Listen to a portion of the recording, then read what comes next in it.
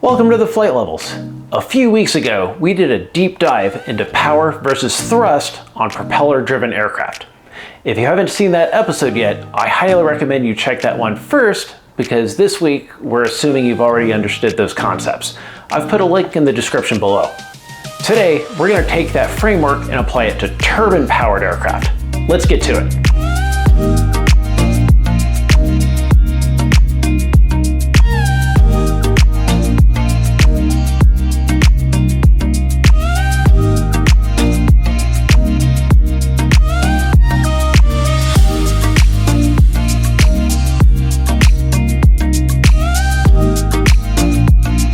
If you're enjoying this content, please hit that like button. It really helps me continue making videos like this one.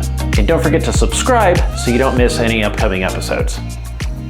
Let's take a quick look at drag for an aircraft. Induced drag is the result of any airfoil creating lift.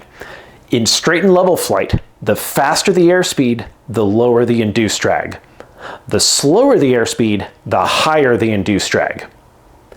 Parasite drag is the result of drag not associated with the production of lift. The faster the airspeed, the greater the parasite drag. The slower the airspeed, the lower the parasite drag.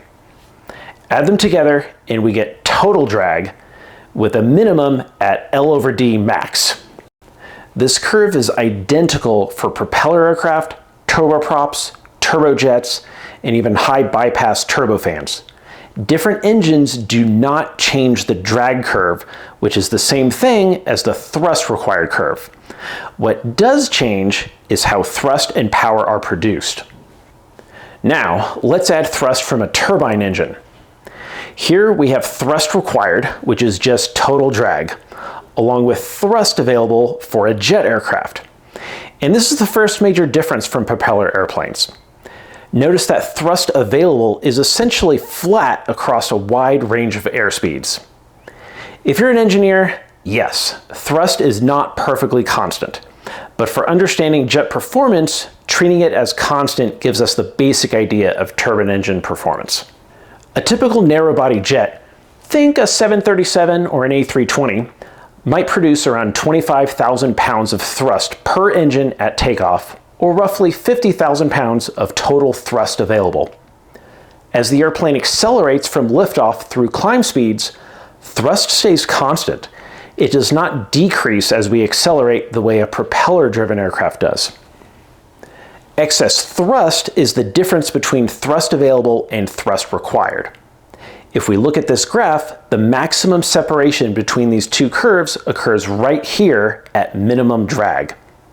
That point represents maximum excess thrust and therefore Vx, or best angle of climb. So for turbine aircraft, Vx occurs at L/D max versus a propeller-driven plane whose thrust available increases as it slows below Vx. That's a fundamental difference from propeller aircraft. And we're finally back to the subject we really care about, power! Remember, power is just thrust multiplied by speed. Here we have power available versus airspeed for a jet aircraft.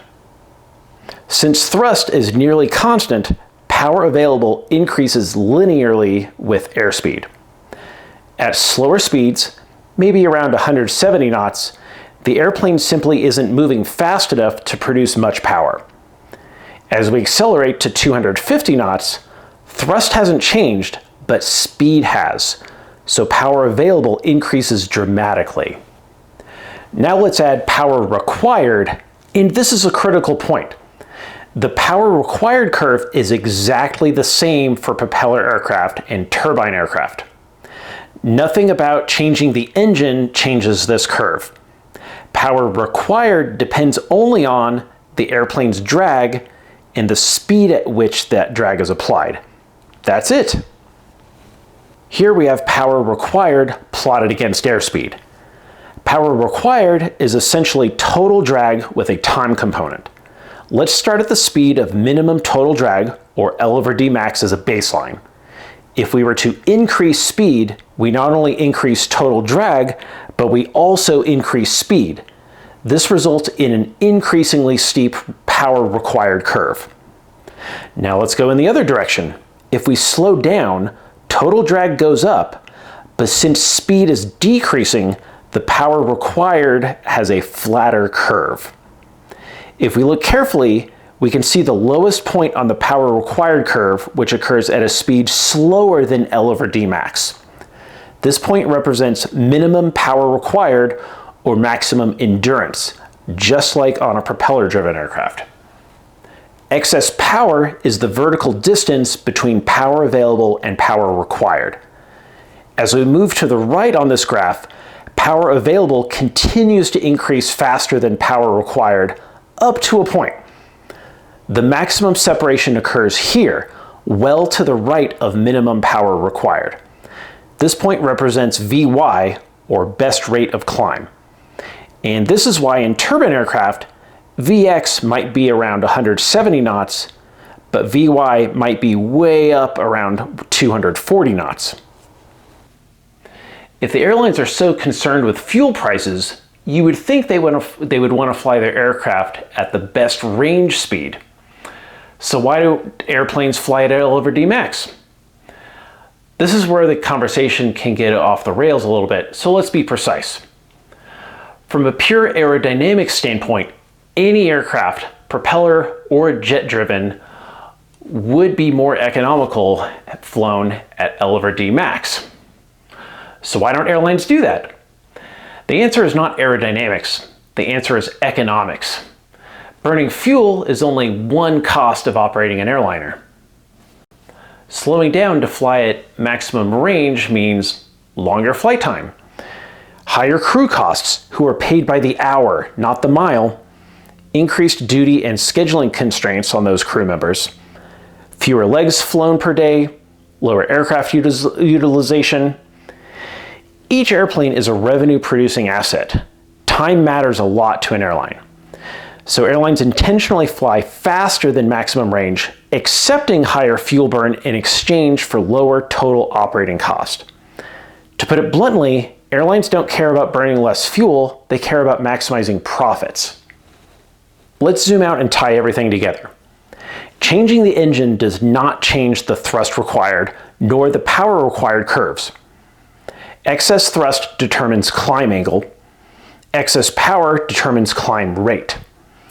Jets produce nearly constant thrust across their speed envelope. Vx occurs at L over D max.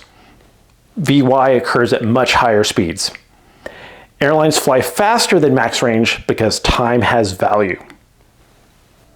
Thank you for watching. What surprised you most about turbine power plants? Where do you think turboprops fall in this discussion? Let me know in the comments. If you enjoyed this video, hit that like button and don't forget to subscribe so you don't miss any upcoming episodes. Be sure to check out flight-levels.com and remember, don't just fly, climb to the flight levels. If you enjoyed this video, click here to see my analysis of a crash that took the life of one of my college classmates. There's a lot we can all learn from it.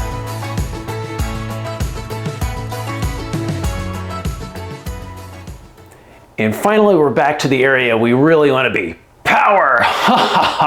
No, it's ridiculous.